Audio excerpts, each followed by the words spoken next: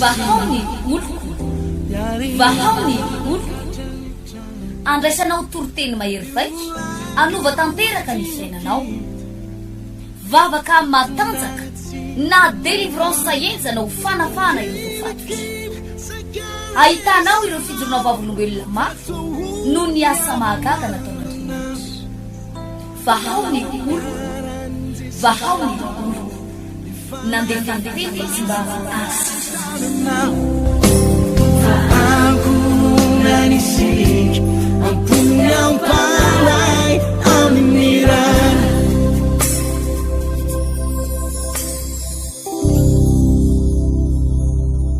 amin'ny fofenao fifaliana no iarabako atsika menakavy amin'ny ty fotoana anio mafinaritra ity indrindrandrindra iarabako atsika tia Madagasikara itsika rahalasianabavy rehetra mpiara-mivavaka tia Madagasikara ny mpiray fanampianana rehetrarehetra hitondra fampianarana lehibe ho anao androany ary hitondra vavaka ihany koa ho anao misy révélation na ino moa zany famangin'Andriamanitra lehibe nataon'Andriamanitra mihitsy atao poko ato amin'ny antom-pisiko aty ampitan-dranomasina ty satria mbola ty ampitan-dranomasina ty no manatanteraka izao fandarana izao de misy révélation ngeza be zay ny men'Andriamanitra tonga ny fiainatsika tsy ho raraka ary tonga ny fiainatsika tsy ho potika mandrakizay zany andolo atsika hivavaka angataka ny fanay masina ary aorina ny vavaka dia melaberatra ny tenin'Andriamanitra ao aminao ao andraisanao hery andraisanao fahasoavana ny tenin'Andriamanitra zay ho arahantsika androany hivavaka tsika makasitraka indrindra tompony ny fahasoavanao sy ny fitahinao manantena fa androany am'izao alina izao na am'izao maraina izao zay andrenisanay ny afatrao andrenisanay ny teninao dia manakambara aminay ianao manakolazaina aminay ianao manana zavatra ampianarina anay ianao manana zavatra hozaraina am'reto mpanaraka ny fandarana amin'ny télé amin'ny Facebook amin'ny radio reto ianao ary kasika fiainan'olona maro ianao Jesosy na mifirina ain'olona an'ity fandarana ity de ikasika fiainan'olona maro ianao makasitraka indrindra tompo amin'ny anaran'i Jesosy amen ampianatra zavatra anankiray ngeza be ary havana makasika ny fiainam-panahintsika sy ny fiainana ara-nofotsika zay zavatra anankiroa zay no tiako ampianarina amin'izao fotoana izao makasika ny ara-panahy sy makasika ny fiainana ara-nofo zavatra anankiroa tena mifamatotra ireo ary tena mifamatotra ireo satria ny zavatra fantatro fiavana de zao raha vo reraka mihitsy ny ara-panahinao de reraka ihany koa ny ara-nofonao ary raha vo reraka koa ny ara-nofonao de possible ho reraka ny ara-panahinao ary zany no anisan'ny zavatra tsapako mihitsy tia Frantsa ty ampitan-dranomasina ty ary nazahoako révélation nandraisako zavatra ngeza be avy amin'Andriamanitra mihitsy ny atonga ny fiainana ara-panahintsika sy ny fiainana ara-nofotsika mba hifanohana mba hatonga ny hoe satria zavatra iainana teny zany ary iainatsika te Madagasikara raha vo reraka ny ara-panahin'ny olona de manaonao foana izy tafalatsaka ao anaty fahotana izy raha vo reraka ny ara-panahiny tafalatsaka ao anaty adalana izy raha vo reraka ny ara-panahiny tafalatsaka ao anaty fakapana izy raha vo reraka ny ara-panahiny tafalatsaka ao anaty alatra izy lasa mangalatra lasa miteny ratsy lasa mandaingy lasa mampirafy raha vo reraka ny ara-panahy raha vo reraka ny ara-panahy de misy fiatraikany goavana any amin'ny aranofo, any amin'ny aranofo. Nefa raha voareraka ihany koa ny aranofotsika, raha voareraka ny aranofotsika de misy fiatraikany any amin'ny ara-panahy. Ary be da be ny tratran'izany aty Madagasikara aty. Reraky ny ady, reraky ny tsy fahitana asa, reraky ny tsy fananam-bola, reraky ny olana amin'ny fanenjehana hofatrano, rehefa reraky ianao tsy mahita hanina isan'andro, reraky ny trosa lasa mitrosa etsero, ora lasinabavy na ela na hoaingana, de mety ho reraka ihany koa ny ara-panahanao. Vokatry ny ady aranofo, vokatry ny olana amin'ny fisaraham-bady, vokatry ny olana amin'ny korotana tokantrano, de mety ho reraka ny ara-panahanao. Zany no mahatonga na ny vangin'Andriamanitra manokana ary nisy karazana revelation manokana no men'Andriamanitra tiana ho zaraina amintsika rahalahy anabavy aty Madagasikara ho an'ny fiangonana rehetrarehetra, de tena tiako ho zaraina amintsika. Ndao maky ten'Andriamanitra tsika ato amin'ny Deutéronome 4:4. Deutéronome 4:4 andininy 5. Mandritra ny andro vitsivitsy dia ampianatra atsika eto amin'ny télé, eto amin'ny radio, mandritra ny andro vitsivitsy ary itonanao ihany koa amin'ny fotoam-bavaka lehibe izay tanterahantsika isaky ny sabotsy. Fa inoko fa isy zavatra goavana ho ataon'Andriamanitra eo amin'ny fiainantsika. Deutéronome 4:4 amin'ny andininy 5 manao hoe: indro efa nampianariko didy sy fitsipika ianareo, araky izay nandidiny Jehovah Andriamanitra ho ahy, mba ho arahanareo any amin'ny tany izay efa idiranareo olovana. Ko atandremo ary ataovy zany, fa izany no fahendrenareo, fa izany no fahendrenareo. Tsindriko tsara. Fa izany no fahendrenareo sy ho fanananareo, ho fanananareo saina eny maso ny firene samihafa. Fa andre izany lalàna rehetra izany izy ka na hoe olona endry sy mana-tsaina tokoa io firenena lehibe io. Fa iza no firenena na de lehibe aza, fa iza no firenena na de lehibe aza no mba manan'Andriamanitra akaiky azy tahaka ny Jehovah Andriamanitra am'izay rehetra iantsotsika azy. Amen. Averiko la eo amin'ny andininy 5. Ko atandremo ary ataovy zany, fa izany no fahendrenareo sy ho fanananareo saina eo mason'ny firene samihafa. Fa andre izany lalàna rehetra izany izy ka na hoe olona endry sy mana-tsaina tokoa io firenena lehibe io. Ato amin'ny Joshua 1:1 tiako arahana hatramin'ny farany ty fandarany ty fa ampahafantariko ana hoe maninona ny kristianina ny mantra. Zay mihitsy ny fanontaniana petrako androany ary mila avalitsika eto androany. Maninona ny mpino mafana fo ny mantra? Maninona no latsain'ny gentilistsika ary latsain'ny olona tsy mivavaka manao hoe raha manan-karena ny Andriamanitra raha mahavita zavatra ny Andriamanitra nareo nahoana no mijaly velona, nahoana nareo mantra velo ohatr' zao, nahoana nareo no fandiranovanao ohatr' zao nefa milaza fa manan-karena ny Andriamanitra reo. Ary zany mihitsy ny anenjehan'ny firenena matanjaka amin'ny Madagasikara. Any aminareo izy feno fiangonana maniry ohatry ny anana, feno fiangonana ty Afrika nefa maninona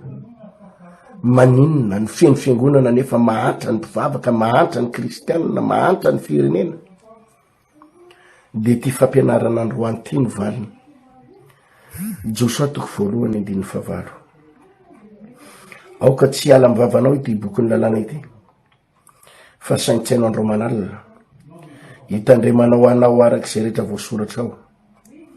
Ary am'izany de alavorariny lalanao enao, alavorariny lalanao enao, sady ambinina. Averiko aoka tsy ala mivavanao ity boky ny lalàna ity, tsy ala mivavanao ity boky ny lalàna ity, fa saintsaino andro manalina, saintsaino andro manalina. ary am'izany de alavo rariny lalanao ianao, alavo rariny lalanao sady ho ambinina. Anisan'ny révélation tena nomen'Andriamanitra ary havana ny hoe zay tsy maintsy ampianariko atsika ny resaka momba zany hoe fa maninona ny kristianina ny matra, maninona tsika no sahirana, maninona ny kristianina no mijaly. Zao no zavatra anisan'ny meny ny fanahy masina ary havana. Rehefa mandinika ny testameta vaovao sy ny testameta taloha de natao ifanoana ireo. Rehefa mijery ny testameta vaovao ray manontolo manomboka Matthieu, Marc, Luc, John de miresaka momba ny arena any anaty,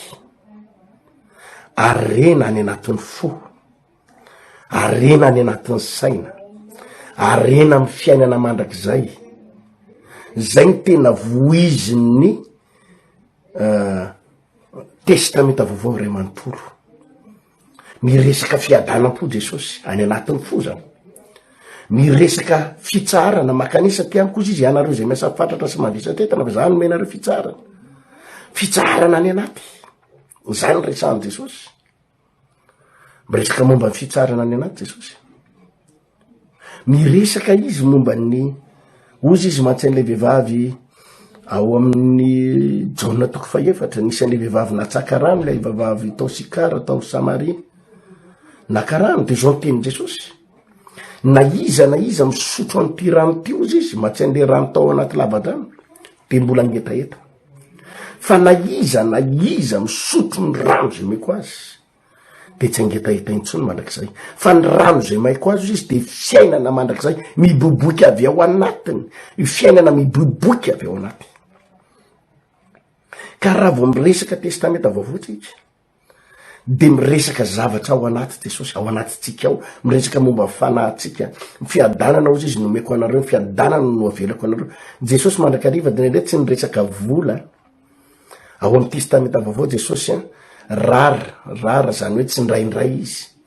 vao mbo miresaka zany hoe fitahina raboly fa tsy hoe toeran'i Jesosy aza fa misy fotoana ary Jesosy somary mitifitra kely, aza miary arena ho anareo ety an-tany zay misy kalalao sy ara-fiasenina manimba, fa miary arena anareo any an-danitra zay tsisy mpangalatra sy sisa. Ndraindray Jesosy de tena mampianatra momba ny arena, ny tena ofiny somary manohatra kely an'le arena azy, ny arena ty ivelany, arena ambonin'ny tany, ny arena kivelambelany. Ary bedabe Jesosy no resaka zavatra ohatry zany ao anatin'ny Baiboly ao rehefa nisy mpanan-karena nanantona azy de somary mitsinitsiniavony Jesosy kely, somary tovitririny Jesosy kely amin'ny mpanan-karena, satria nitato anatin'ny testameta vaovao de le arena ao anaty, fiadanana ao anaty no tena namaiky an Jesosy, de le famonjena de le fiainana mandrakizay. Fa rehefa mijery indray no testameta taloha ry havana, de Andriamanitra indray no testameta taloha ary ty anisan'ny révélation sy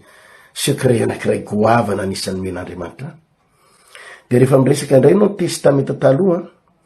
Andriamanitra indray de tsy miresaka zavatra tao anaty,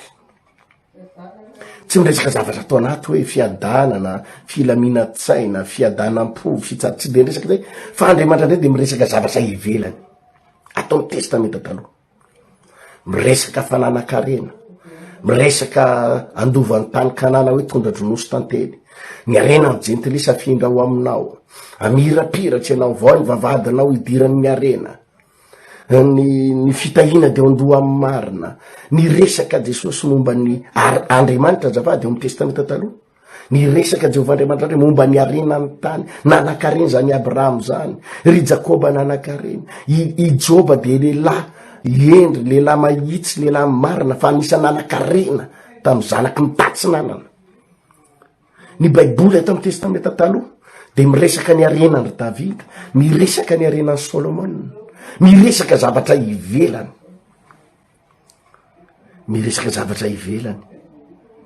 averiko tsara zany ny fifamenony ny resaka testameta vaovao sy ny testameta taloha. Ny testameta vaovao de miresaka fiainana ato anaty, ny testameta vaovao de miresaka fiadanam-po intérieur, resaka famonjena ny fanahy, nisy testameta voa rehefa miresaka jesosy de momba ny fiadanana fitsarana ao anaty filaminatsaina fiainana mandrakizay fiainana be da be ao anaty fiainana miboiboika fifaliana fitiavana fiovampo no nyresahany testameta vovao fiovampo fa ny testameta taloha ndray miresaka zavatra ivelany arena vola fananana arena ny jentilisa findrany aminao jereo daholo ingeny manomboka any amy tantarany amy genesis ka hatrany amy malaky any fa miresaka fisandratana miresaka fananany ry abrahama arena hoe avy aminao no hitahina ny firenena rehetra amboniny tany hitady hitahanao tokoa aho ary hita zay manisy soanao aho miresaka ny jakoba izy de jereo ny tantarany jakoba fa miresaka ny arenany jakoba hoe zao ny isan'ny ondrony jakoba zao ny isan'ny ombony ny fananany rafoza ny findra tao amy jakoba resaka arena amy tany no ny resany testameta taloha ary eo ny révélation anisan'ny men'andriamanitra ary na anisan'ny nampianarin'andriamanitra na teny testameta aty amy tany lavitra ty frantsa ty tena nahazo révélation satria anisan'ny zavatra namangin'andriamanitra any ny tantarany jiosy satria raha misy olona manan-karena indrindra ty frantsa afaka manontany ny havanao aty ianao raha aty Madagasikara ianao de anontany io ny havanao aty frantsa rehetrarehetra de anontany hoe iza ny olona manan-karena indrindra frantsa firenena iza satria manko aty frantsa tompoko de mifanena aty daholo ny firenena rehetrarehetra aty ny chinois aty ny sono aty ny indiana rehetrarehetra reny ohatra ny endrika karany reny aty ny afrikanina aty fien'olona mainty-hoditra afrikanina aty frantsa aty ny tavaratra zany hoe ry zareo marokanina algérianina reo aty frantsa aty feno aty ny jiosy feno jiosy aty frantsa aty zany be ny ukrainianina aty ny rosianina aty frantsa aty daholo malagasy mifanena aty frantsa aty daholo karazan'olo eto ambonin'ny tany fa raha manontany ianao ny fianakavianao mipetraka aty raha misy namanao mipetraka aty mba telefony kely de antany hoe iza ny olona manan-karena indrindra ao amy frantsa firenena vaiza fa ny manan-karena indrindra ty frantsa de ny jiosy izy ny tompony la frantsa izy ny tompony vola ty frantsa izy ny tompony orinasa matanjaka ty frantsa tompony banky rehetra ty frantsa izy ny tompony lalàna ty frantsa ny jiosy mivavaka jesosy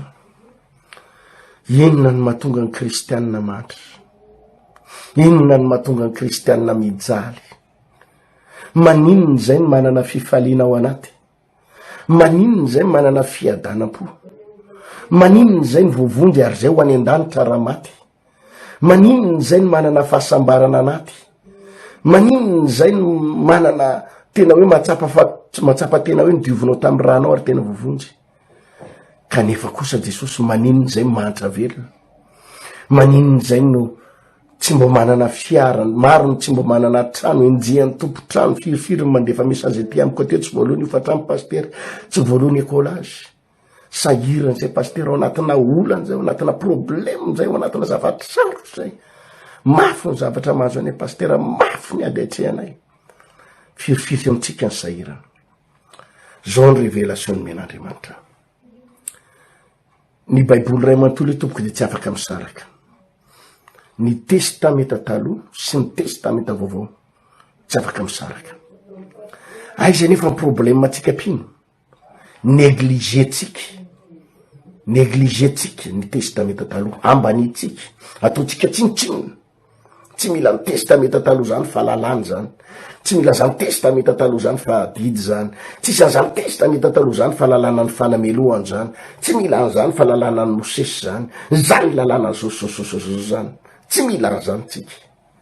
ny atsika jesosy maty teo ambony azo fijaliana ihany ampy atsika zay de be da be ny olona mineglige ny zavatra voasoratra manomboko amy genesis hatrany amy malaky aho be da be ny pasteur ny manao tsinotsinona ny toroteny ny matoa zay ny pasteur mba mandray tenin'andriamanitra ato amy testameta taloha de le tenin'andriamanitra azahoana fafolo-karena sy fanatireny azy zay le hoe andraisana fitahina somary le karazana pasteur le hoe misy tanjona manokana tiany hotratrarina de maka verset amin'ny testamenta taloha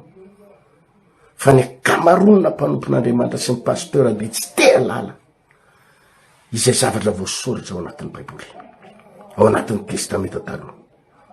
neglige zavatra ohatr'izany fa de le ato amin'ny testamenta vaovao ihany. De tsy diso akory leo amin'ny testamenta vaovao ry havana, tsy diso akory raha io ny arahantsika. Fiain'ny fanahy masintsika de miteny amin'ny teny tsy fantara de faly mihitsy, aleloia. Ian'ny fanahiko mihitsy tombo fanahy be mahantra ary na de sahirana ary na de tsy manam-bola ary tombo sambatra ihany sambatra Jesosy. De marina zany tsy diso zany, matsiaro sambatra tsika na tsy mananasa ary, matsiaro sambatra tsika na tsy mihinan-kanina 3 andro ary sambatra Jesosy, aleloia. Na de mijaly ary tomboka nagnenjehan'ny olona amin'ny fivavahana ka tsy manako-hanina, tsy malotrosan'olona Jesosy, de mbola sambatra manana anao tompo, miadana manana anao tompo, ianao no heriko tompo. De tena miadana tokoa tsika ao anaty fa misofrira ety ivelany, misofrira manaitaina ao anaty ety ivelany azafady, mangiry-firy ety ivelany, mangiry-firy ny ditongotra, mangiry-firy ny tsy finanankanina, mangiry-firy amin'ny fanenjehan'ny olona amin'ny volany, mangiry-firy amin'ny tsy fahaloavana hofatrany, mangiry-firy amin'ny fahafahambaraka. Tompo, na izany aza mahazo azaho any an-danitra tompo, miavy faingany ianao, tonga avaingany ianao Jesosy, arovina ny andro farany tompo efa teo any an-danitra, satria efa mafy loatra le ady, mafy loatra le ao anaty milamina, le ao anaty misy fahasambarana, le ao anaty tena mirehatra, le ao anaty miteny amin'ny teny tsy fantatra, le ao anaty tena hoe voavonjy ary, le ao anaty re raha maty am'izao tompo, raha maty am'izao ho any an-danitra. De ohatrany hoe te andositra aingana fa mijaly eto, te andositra fahantsana aingana eto, nefa resy lahatra ry havana, fa afaka miaino anaty fifaliana ny ao anatinao, afaka miaino anaty fiadanana ny ao anatinao, afaka miaino anaty fahasambarana ny ao anatinao, nefa afaka tahian'Andriamanitra koa ny ety ivelany, tahian'Andriamanitra ihany koa ny ety ivelany. Ary zay no anisan'ny zavatra tiako ampianarina androany, ahoana ny tahian'Andriamanitra anao koa ety ivelany, fa tsy le ao anaty fotsiny, fa ny ety ivelany. Azahoanao trano, sainao tsy mila trano, atonga anao hanana fiara, sainao tsy mila fiara, atonga ny fiainanao ety ivelany mba mamirapiratra ihany koa. De ny révélation men'Andriamanitra ary mpino malalako de ny hoe vakio ny testamenta taloha, aza atao tsinotsinona ny testamenta taloha, satria ny secret an'ireo jiosy re tompoko, re jiosy reny zavatra mampalahelo azy fotsiny de zao, izy tsy mino an Jesosy, ny akamaroany reo tsy mino an Jesosy, tsy mino ny testamenta vaovao reo, mpaminany Jesosy izy fa izy tsy mino an Jesosy hoe mpamonjy. Ary reo lazaiko anareo fa reo tsy manam-piadanana zany ny jiosy, tsy manana fifaliana ao anaty, tsy manana paix, tsy manana fiadanana ao anatiny reo, tsy manana fahasambarana ao anatiny reo. Za aloha tsy mitsara ny fiainana mandrakizay eny, fa be da be malagasy, tsy hoe be da be fa misy mpiasa malagasy vitsivitsy tafaresaka tamiko, miasa amina jiosy eto France eto, fa reo pasteur mikorotany reo tsy manam-pifaliana, reo tsy manam-piadanana, reo tsy manam-pitsarana, reo tena manan-kareny reo, izy manan-kareny ivelany. Anana ny tranobe, anana ny milliards d'euros aty, millions d'euros, multimillionnaire daholo reo aty a France aty, millionnaire daholo ny jiosy aty a France aty, fa izy indray de tsy manam-piadanana ao anaty. Satria nahoana? Miazy le testamenta taloha ihany, miazy le testamenta taloha ihany, tsy mirarazy le testamenta vaovao, tsy mirarazy Jesosy zany izy. Zany no mahatonga azy tsy manam-piadanana, tsy manam-pifaliana, satria ao am Jesosy ihany no misy fiainana, ao am Jesosy ihany no misy fiadanana, ao ihany no misy filaminana, ao am Jesosy ihany ny andraisana famonjena, ao am Jesosy ihany. Izy nefa tsy mino Jesosy, de tsy manana le fiadanam-po izy, manam-bola izy, manana karazana tomobila, manana karazana orinasa, manana miliara, manana million, manana trano be, manana zavatra rehetra, fa tsy manana zavatra ao anaty, tsy manana filaminatsaina. Zany no mahatonga azy tsy manana filaminatsaina, satria izy tsy mino an Jesosy. fa saingy zao ndray izy manan-karena ety ivelany, izy manam-bola satria miazo testameta taloha io ny secret. Atramo zao tompoko reo jiosy reo ataoko hoe 80% reo na 90% jiosy eto Frantsa na de atea am'le toerana hoe antikrista, ate aza ny olona tia Frantsa ty ate tsy miny fisin'Andriamanitra, ny jiosy tsy zany a, ny jiosy tsy zany a. Mino ny Andriamanitra Abraham izy ary mino ny Andriamanitra Isaka sy Jakoba. Io testameta taloha io ny azy nijorony ary iainany, ary iainany. De zany no mahatonga azy mamirapiratra tsy atea Frantsa ihany, hatrany Amerika. Taty vo tena azoko no nahatonga an'le hoe hitanareo le hoe maninona ny Frantsay sy ny Europeanina, maninona ny Amerikanina no miaro foana ny Israely. Vo mitaditady kitikitika ny Israely ny Palestinianina, na ireo Arabo ao Moyen-Orient sy Proche-Orient reo hoe mitady kitikitika ny Israely, de ny Amerikanina no mitsangana, ny Europeanina ny Frantsay no mitsangana. Taty vo fantatro zany hoe ainy tena matanjaka indrindra ao Amerika, ny mpanan-karena indrindra ao Amerika de jiosy, manan-karena indrindra tia Frantsa jiosy. De vo misy mitady kitikitika ny Israely de mitsangana reo azy kitikitiana ny firenenay, ary afaka mipaika an'izao tontolo zao izy satria matanjaka ara-nofo, matanjaka ara-bola. Ary le tenin'Andriamanitra ny teneny tamin'ny Abrahama sy Isaka ary Jakoba hoe avy aminao no hitahina firenetra ambony tany, mbola tanteraka hatram'izao ry avana. Izay olona rehetrarehetra miresaka amiko aty Frantsa aty de zay daholo ny resany. Ny jiosy pastera ny manan-karena eto, manana ny tanànany manokana ny jiosy, manana ny tanànany quartier-ny manokana ny jiosy. Ary de reo de tena atahorany la Frantsa, atahorany rehetrarehetra, atahorany zao satria matanjaka izy. Izy no mifeny ara-bola rehetrarehetra eto. Aizany secret-ny tsisy afa-tsy testameta taloha, tsisy afa-tsy testameta taloha. Ary zany natonga nanomen'Andriamanitra révélation hoe ndana ampianaro, ndana jereo. Za moa amin'ny sabotsy ho avy izao de manasatsika menakavy, ivavaky tsika de anamboatra ny fiainatsika tsika, ifanaraka amy tena baiboly marina, tena sitrapon'Andriamanitra marina. De anisan'ny vakiko ry havana ity Deutéronome atoko faha-efatra ty, de zao no vakiny eto amty Deutéronome atoko efatra ny fahadimy ty manao hoe indro efa nampianarako didy sy fitsipika ianareo arak'izay nandidiny Jehovah-Andriamanitra ho ahy. Didy sy fitsipika ozy izy arak'izay nandidiny Jehovah-Andriamanitra mba arahanareo eny amy tany, arahanareo eny amy tany izay efa idiranareo olovana, ko atandremo ary ataovy zany fa izany ny fahendrenareo sy hofanananareo saina eny masin'ny firenena samihafa. Fa andre izany lalàna rehetra izany ny olona ka hanao hoe olona endry sy manatsaina tokoa io firenena lehibe io. Tena firenena endry sy manatsaina firenena lehibe, firenen'ny jiosy, firenen'ny Israely teneny am'izany. Ho gaga ny olona hoy Andriamanitra, ho gaga ny olona hoy Andriamanitra raha manaraka ny didiko sy ny fitsipiko nareo, rahanareo zay zavatra lazaiko, ka ho tandremanareo zay zavatra teneniko Jehova any amy tany zay idirinareo olovana. Raha ho arahanareo zany de ho fahendrenareo sy fanananareo saina, fanananareo saina, fanananareo saina. Miara-manaiky zao tontolo zao fa ny olona manatsaina indrindra eto ambonin'ny tany de ny jiosy. Miara-manaiky zao tontolo zao fa ny olona endry sy manatsaina indrindra ary maranitra indrindra de ny jiosy. Ndana anytany io ny manam-pahaizana rehetra de anytany io zay tokony antaninao, na professeur anao na professeur eny amin'ny université, anytany io daholy. Iza ny olombelona manatsaina indrindra eto ambonin'ny tany, anytany io ny manam-pahaizana fa ny jiosy. Inona ny secret? Didy sy lalàna.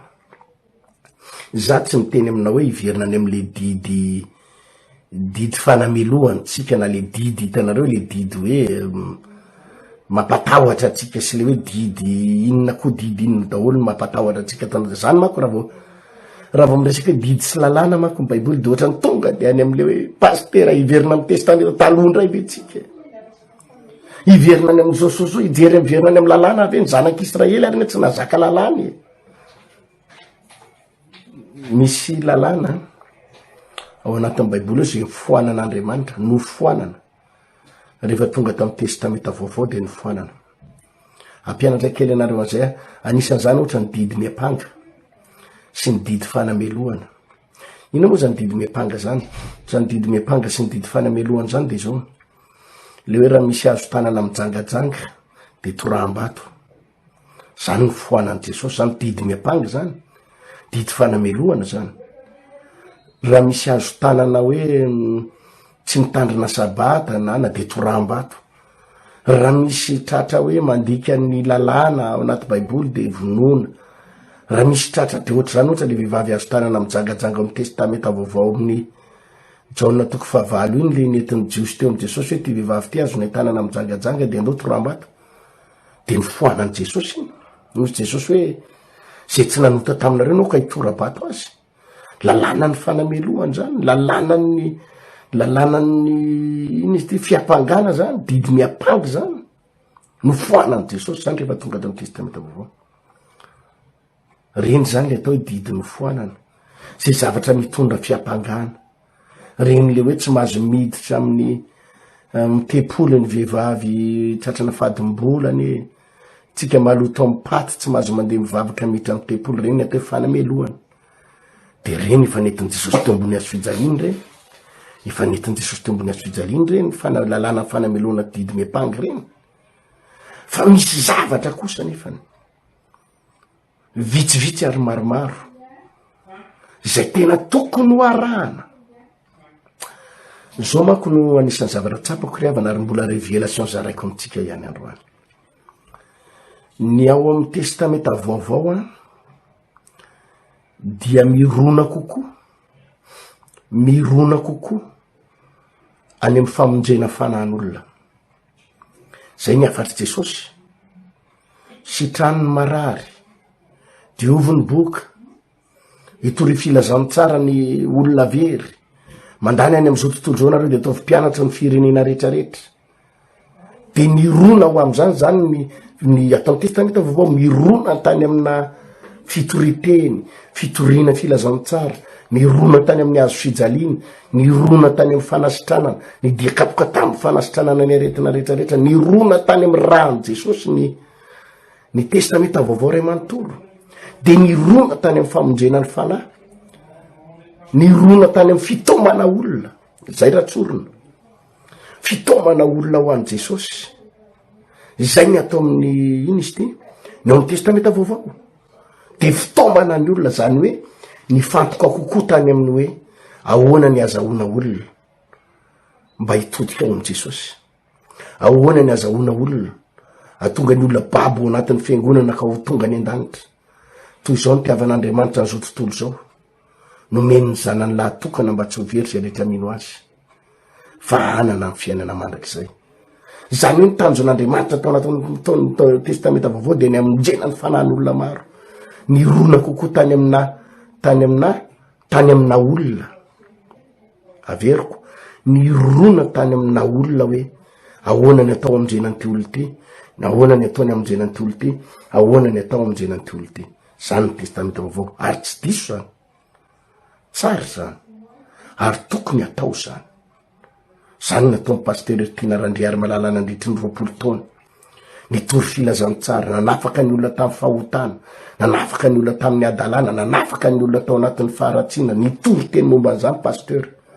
nampianatra momba an'izany pasteur nampianatra vavaka pasteur nanao délivrance pasteur de afaka lefana niala ny tahotra ao anatin'ny olona niala ny tebiteby lasa nanam-pifaliana afaka tamin'ny sigara afaka tamin'ny toka fa indrisy tsy mety manam-bola any angele olany misy any aloha ny tahin'Andriamanitra ara-bola za tsy miteny tsisy fa betsaka ny tahin'Andriamanitra ara-bola fa maro ihany koa re mbola ao anaty ady ao anatina trosa ao anatina fahantrana ao anatina olana mavesatra, ao anatina ady mavesatra, be da be ny mpino tenambola anaty ady mavesatra, manana fiainana, manana fiadanana, manana fifaliana, sitrana tamin'ny aretana, niteraka afaka tamin'ny fibrome, nanjavona fibrome, nanjavona ny kista, afaka ny insuffisance rénale, afaka tena ny lama fiainana, fa saingy zao tsy manam-bola tsy manam-bola, sahirana daholo ny akamaroan'ny mpivavaka. Satria maninona mahatonga an'io de le testameta vaovao no masaka tao anatitsika, fa le testameta taloha natao tsinotsinona, tsisy lanan'io fa lalàna io, tsisy lanan'io fa lalàna io, de nirona ny fiangonana tany amin'ny fotomana olona, de zany no mahatonga ny fiangonana fen'olona, fa saingy olona miaino anatina fahasahirana. Ny testameta taloha indray nefa ry havana de tsy hoe miresaka lalàna izy akory, tsy hoe mampianatra lalàna akory ny testameta taloha, fa ny secret ny testameta taloha de izao, mampianatra misimisy kokoa ny fanajana an'Andriamanitra. Zay ny révélation men'Andriamanitra, mampianatra misimisy kokoa ny fanajana an'Andriamanitra. Zany hoe tsy mifantoka tany amin'ny fitaovana olona ny testameta taloha, tany testameta taloha tsisy an'izany hoe ndana mitona olona ho an'i Jesosy de ndana mambabo olona ho an'Andriamanitra, de ndana mitoro filazana tsara, de ndana de tsisy an'izany ny testameta taloha, tsisy an'izany. Ny jiosy ihany mivavaka atao amin'ny testameta taloha, ary tsisy olona tambatambazana zany io hoe makanesany amin'ny tempolo, makanesany am-piangonana, na makanesany amin'ny sinagoga, fa donareo tambatambazana hivavaka, tsisy an'izany fotoana ataony zany io, fa samy manaja an'Andriamanitra daholo ny olona ao, ary mifantoka amin'ny fanajana an'Andriamanitra. Raha vao mijery ary havana ireo karazana didy sy lalàna napetraka atao anatin'ny testameta taloha, dia ataoko hoe mifantoka misimisy kokoa amin'izay fanajana an'Andriamanitra zay.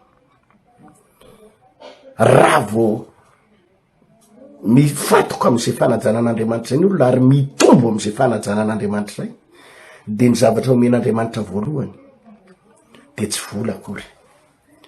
tsy vola amin'ny kitapo akory, tsy arena akory, tsy hoe tranobe akory, fa nomen'Andriamanitra voalohany de saina, fahendrena, fahirapatsaina, zay nomen'Andriamanitra voalohany. Raha vao mifantoka ny olona amin'ny fanajana an'Andriamanitra,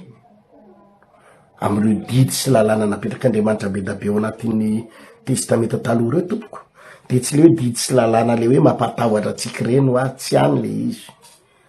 fa didy sy lalàna misintona atsika mba hanaja an'Andriamanitra, mba hanaja an'Andriamanitra.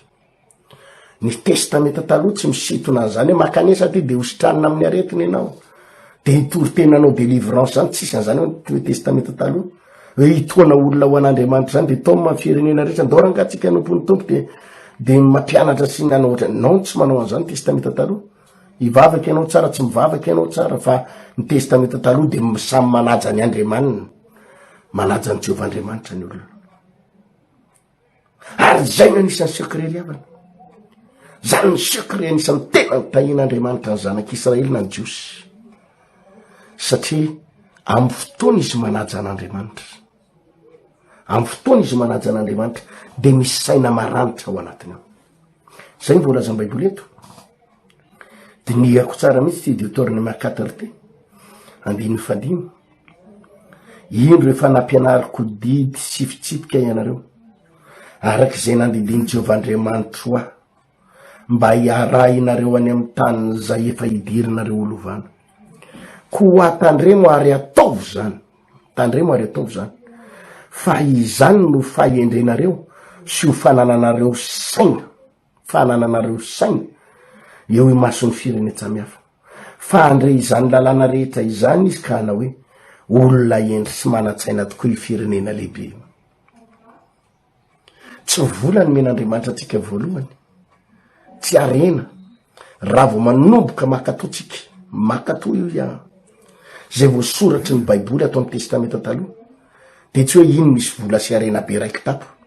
fa fahendrena sy saina ozy izy, saina mahiratra. Eo ny 15 Deutéronome 4:15, koa tandremo ary ataovy zany fa izany ny fahendrenareo sy fanananareo saina fanananareo saina eo masony firenena samihafa fa andre izany lalàna rehetra izany izy ka na hoe olona endry sy manatsaina tokoa i firenena lehibe io tsy firenena kely ozy izy fa firenena lehibe ary manana fahendrena sy manatsaina mihitsy zao manko ry havana no mila takarytsika ny zavatra rehetra de miainga atao anatin'ny saina daholo ny zavatra rehetra de miainga ao anatin'ny saina daholo efa tenenao ombenombeny zany fa ny mampanakarena ny mpanakarena tompoko tsy volany aposy tsy izy nandova be ny mampanakarena ny mpanakarena tsy izy nandova ny ray aman-dreny hoe nanakarena be ny ray aman-dreny de zany tonga azy manakarena tsy volany aposy tsy volany amin'ny banky mampanakarena ny mpanakarena tsy volany mampanakarena ny mpanakarena fa saina manatsaina izy ary ze saina nanan'izay no mahatonga azy matanjaka amin'ny lafiny rehetrarehetra ary mampahantra ny mahantra ihany koa de tsy hoe izy tsy manam-bola na izy tsy mananasa de mahantra izy ndre mahantra izy fa tsy mananasa mahantra izy fa tsy manam-bola mahantra izy fa tsisy nininina non tsy resaka kestiona vola ny mampahantra ny mahantra fa kestiona saina kestiona saina ny mpanakarena tompoko na miainga amy zéro ary izy androany ka tsy misy vola de manatsaina izy de manakarena izy rapitso tsy manam-bola izy tsy manakarena izy tsisy nininy ny ampelantanany fa manatsaina izy androany izy zéro boribory fa rapitso izy milliardaire satria ny saina nanany fa ny mahatra ndraiky tompoko na omenao miliara ary izy androany ka mata ny dadany sy ny mamany ohatra sanatria mata ny dadany sy ny mamany de nandova be izy de iny fa nisy miliara n'olo vany na azo miliara izy de nanakarena izy de azo ny miliara de nizarana azo 2 miliara avy izy mianada de rapitso izy antra raha vao mahantra ny sain'ny olona de tsy maintsy mahantra ny posiny zany lalàna ka ny sekireny men'andriamanitra eto ny sekireny men'andriamanitra de tsotra omeko anareo izy izy ny fahendrena ny fahiratatsaina de igagany ny firenena samihafa nareo hoe tena hoe olona endry sy manatsaina tokoa io firenena lehibe no amafisy ny josoa zany amy bokyny josoa toko voalohany 19 manao hoe aza vela hiala amy vavanao azafatoko aza vela hiala amy vavanao ity boky ny lalana ity fa saintsainao ny romanalina saintsainao ny romanalina ary am'izany de alavorary ny lalanao ianao sady ambinina alavorary ny lalanao sady ho ambinina misy fanambinana ary zany ny tiako zaraina amitsika zany ny tiako zaraina amitsika ary amy sabotsy ho avy izao a mbola veriko fa manasa atsika menakavy ianao mahatsiaro tena pino hoe reraky ny ady ianao ny finoanao ohatra ny teatanjaka ihany enonao ihany hoe manana fifaliana eo anatinao manana paix intérieur ianao fiadanana anaty eo anao fa saingy ny ty ivelany vareraka ny ty ivelany resy tanteraka ao anatinao matanjaka be ny finoana matanjaka be ny finoana ary enonao mihitsy misy fahasambarana misy loharano boiboiky avy any an-danitra sitrana tamin'ny aretiny ianao enonao hoe raha maty ianao any an-danitra ianao ary tena azonao antoka mihitsy efa voadion Jesosy tamy raha any fa ny any koa anina tsy misy ny trosa manaraka ihany latsainy jentilesy ianao ny ady ianao mafy mihitsy miatrika ny ady tapitra tena hoe tapitra ny fananana rehetrarehetra ary tena ianao hoe resy ianao fantatra hoe aiza ny olo anao ve fantatra hoe aiza ny problema anao ve satria ianao nifantoka tao amy testamenta vaovao fa tsy mifantoka tamy baiboly nifantoka tao tamy testamenta vaovao fotsiny ianao de ny famonjena fanahy hitanao ozy ny teny Jesosy zany lalana sy fahamarinana ary fiainana hitanao ny lalana hitanao ny fahamarinana ary hitanao ny fiainana fa le ty ivela mijalijaly ary anisan'ny révélation nomen'andriamanitra de izany. Aza mampianatra fotsiny testamenta vaovao ianao fa ampianaro ny baiboly ray manontolo, satria diavana matovy soratra hoe matovy soratra ao anatin'ny baiboly io baiboly ray manontolo io fa tsy Matthieu, Marc, Luc, John sy Petera fotsiny soratany to fa io matovy soratra anaty hoe la Bible baiboly dia ao ny secret-ny zavatra rehetrarehetra, ao ny lalàna ny zavatra rehetrarehetra. Ary de isy zavatra ho jerentsika manomboka eto, satria araky nampianariko to dia ny testamenta taloha tsy hoe mifantoka amina lalàna akory, tsy mifantoka amina didy akory, fa mifantoka amina fanajanan'Andriamanitra. Averiko mifantoka amina fanajanan'Andriamanitra. Ary zany ny tenin'Andriamanitra tiako zay tia, ary zay fatra-pitady any ho ahita, zay manome voninahitra aho Jehova no meko voninahitra fa zay manamava aho hafa baraka. Ny testamenta vaovao de nifantoka tany amin'ny fotoamana olona, nifantoka any amin'ny fiainana mandrakizay, nifantoka tany amin'ny ny fiainana sy fifaliana ary fiadanana ao anaty. Zany ny testamenta vaovao ary tsara zany ary tsy diso zany. Fa ny testamenta taloha indray de nifantoka atao amin'ny resaka zavatra ivelambelany, fitahiny ivelambelany. Tsy de miresaka ara-panahy loatra ny testamenta taloha eo andova amin'ny fiainana mandrakizay, nositrana amin'ny aretiny ianao. Tsy de miresaka fiadanana sy fahasambarana zany ny testamenta taloha, fa miresaka arena, trano ivelany, volamena mirentirenty, miresaka kalesy, miresaka soavaly sy omby be da be. Zany ny testamenta taloha. Reo anefa mifameno satria mila sady voavonjy ny fanahinao, mila manana fifaliana sy fiadanam-po ianao, mila manana fitsarana anaty ianao, nefa ihany koa mba mila metimety koa ny ety ivelany, mila metimety ny ety ivelany,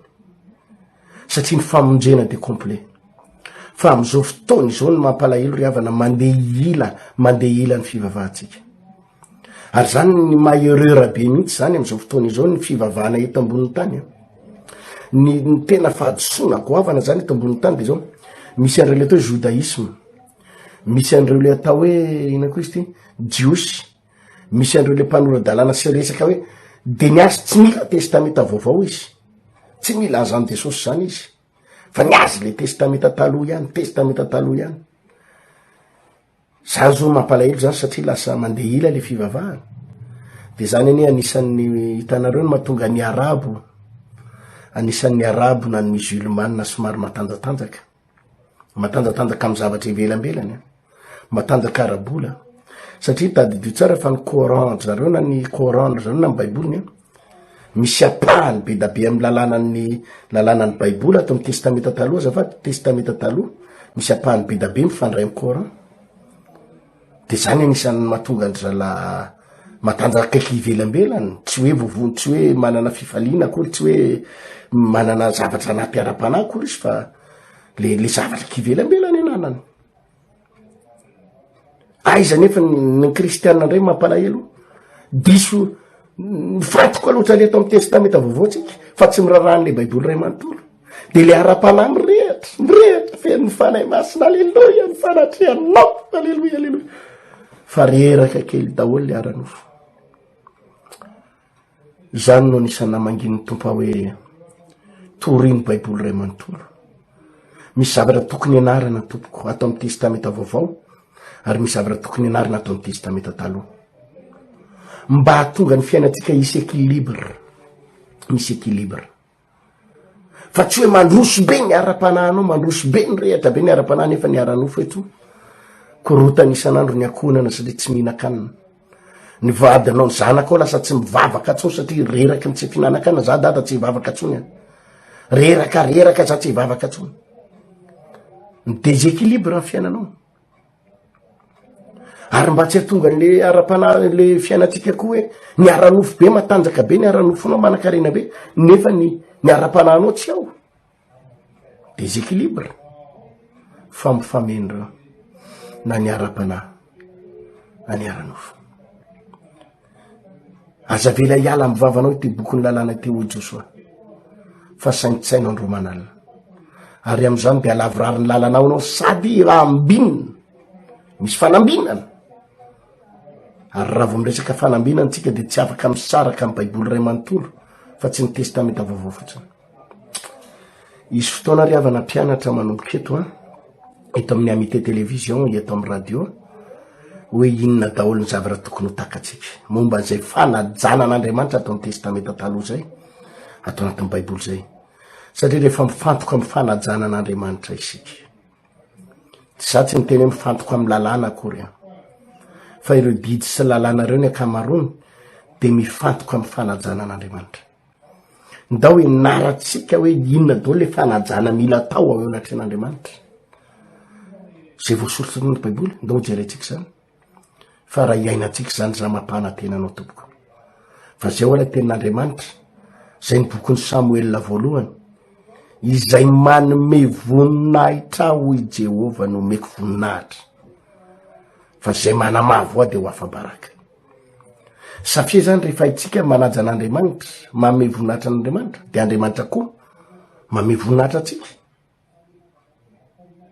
noho zany tsy maintsy ianaratsika inona ny zavatra nysoratan'ny baiboly inona ny soratan'ny Mosesy inona ny zavatra voasoratra atao anatin'ny testamenta taloha momba fanajana an'Andriamanitra ka natonga andreo jiosy ireo natanjaka raha materiel natanjaka arabola natanjaka tamin'ny lafiny rehetrarehetra inona ny secret natonga andreo ambinina za manasanao zara ho any amin'ny namana any amin'ny fianakaviana izao fandarana izao isaky ny arivotsika eto amin'ny amité télévision eto amin'ny radio de l'amité amité FM isanandro sanandro isaky ariva amin'ny fotoana ohatr'izao isa-maraina de anaraka ny toy ty fampianarany ty ary ho jerentsika amin'ny atsipriany ananganan'Andriamanitra ny fiainanao aranofo efa nataotsika foana ny délivrance nataotsika vavaka fametraha-tanany nataotsika ny tsodrano hoe fa anisan'ny révélation men'Andriamanitra anao hoe misy zavatra dinganareo any ao anaty baiboly ao tsy ampy fanajanan'Andriamanitra any ianareo mifantoka loatra ny fiangonana any amin'ny fotoamana fanahin'olona ary tsy ratsy zany any amin'ny hoe ahoana ny azahoana olona ahoana ny akana fanahin'olona ahoana ny amonjenandreo olo reo adinitsika ny fanajanan'Andriamanitra adinitsika ny famezam-boninahitra an'Andriamanitra tsy tokony mifantoka fotsiny tsika any amin'ny olona sy any amin'ny mpanota hoe azahoana mpanota fa tokony hifantoka koa tsika any amin'ny hoe ahoana ny ahitako sitraka eo anatren'Andriamanitra amin'ny fitondratenako amin'ny fietsiko amin'ny fitafiko amin'ny zavatra hoaniko amin'ny fomba fivavako satria ny testamenta taloha de zay mifantoka amin'ny fanajanan'Andriamanitra noho izany de minoko fa tena isy zavatra iova ny fiainanareo isy zavatra iova ny tokantranonao isy zavatra iova ny arabolanao anisany isandratra ny kristianina za tena mahita an'izany lasa tena manana révélation ngeza be ary havana fa tena zao am'izay vao tena hitatsika ny secret ty hitahin'Andriamanitra atsika tena enoko 100% fa teneny daholo ny kristianina namanao rehetra any amin'ny fiangonana rehetrarehetra raha vavy ihany hoe andao anaraka ny ty fandarany ty fa ny fitahina tsy hitanao hatram'izay aranofo sy ty ivelany de ho hitanao ny fitahinao anaty moa efa manana an'iny daholo tsika rehetra ny fiadanam-po fifaliana fifankatiavana efa nanatsika daholo iny tsy azo ifampitsaratsarany iny hoe le hoe zay fa ho any an-dany teny fiangonana iny tena izy iny tsy idiratsika lalina iny fefa ao daholo le miteny amin'ny teny tsy fantatra na tsy miteny amin'ny teny tsy fantatra fa le tena resahako le zavatra ivelany satria rehefa resy ianao ity ivelany raraky ianao ity ivelany reraky ianao ny ity ivelany reraka araboly ianao possible ho reraka hatramin'ny ara-panahinao hoe matanjaka be motera zany le ara-panahy le carrosserie reraka ny pneu reraka ny roulement reraka de tsy afaka makaiza ihany ianao afaka mizesta mihitsy ny ana moterany io mbola tsara moterany tomobile io mbola tsy mikasehany io tena mafy io mandeha 200 km/h ekena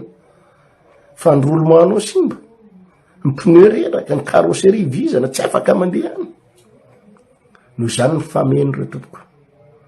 mifameno ny carrosserie mifameno amin'ny motera mifameno ny testamenta taloha sy ny testamenta baiboly ray manontolo ho ampianarana zany andraisana fahasoavana ndao tsika hivavaka isotra ny tompo misaotra indrindra tompo raha afaka namelabelatra zay fampianaran'izay aloha za androany zay inoko fa za ny fampianaran' zany dia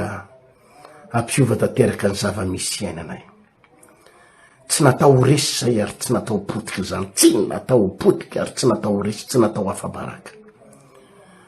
marina fifaraisanay ny fiainana tao anaty eninay ny famonjena tsapanay zany kanefa araky ny teninao teo dia mila équilibre sady tahina ho ny tenina hoe tahaky ny anambinana ny fanahinareo any teo ambina sotahina amin'ny zavatra rehetra ianareo engany tompo zany toriteny sy fampianarany zany atonga ny fiainana tena anana fiainana équilibre tanteraka anana fiainana équilibre tanteraka matoky efa hotahinao reto mpijery sy mpanaraka amin'ny fandariny reto ary andray fahasoavana avy aminao makasiraka tompo amen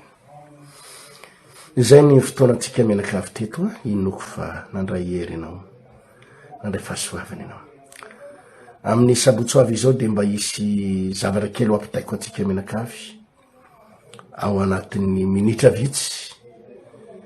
tia Madagasikara ty manasa anareo aho tonga amin'ny sabotsoavy izao fa isy vavaka manokana afatra Andriamanitra manokana ho ampitaina amintsika tsodrany manokana ho ampitaiko amintsika manerana Anatananarivo ato amin'ny 3 frères ndefa nambojanahary eto amin'ny temple de la foi bypass ary eto amin'ny Jerusalema Karobato ary manerana ny trano fivahana vao ny oloko eto Antananarivo sy ny manodidina manerana ny Madagasikara isy zavatra mba tiako ampitaina mahakasika izany mametraka mandram-pioana amin'ny 7 ora maraina io fotoana io no andraisantsika ny amin'ny sabotsoavy izao fa na izany na tsy zany nefa dia mitoy ny fandarantsika eto isaky ny ariva eto amin'ny radio sy eto amin'ny télé eto amin'ny tambajotra serasera velomatoka vahaony oloko vahaony oloko andraisanao toroteny mahery vaika anova tanteraka ny fiainanao vavaka matanjaka na délivrance enjana ho fanafana ireo fatotra ahitanao ireo fijorona vavolombelona mafy no ny asa mahagaga nataon'Andriamanitra vahaony oloko vahaony oloko nandeha tantety izy mba asy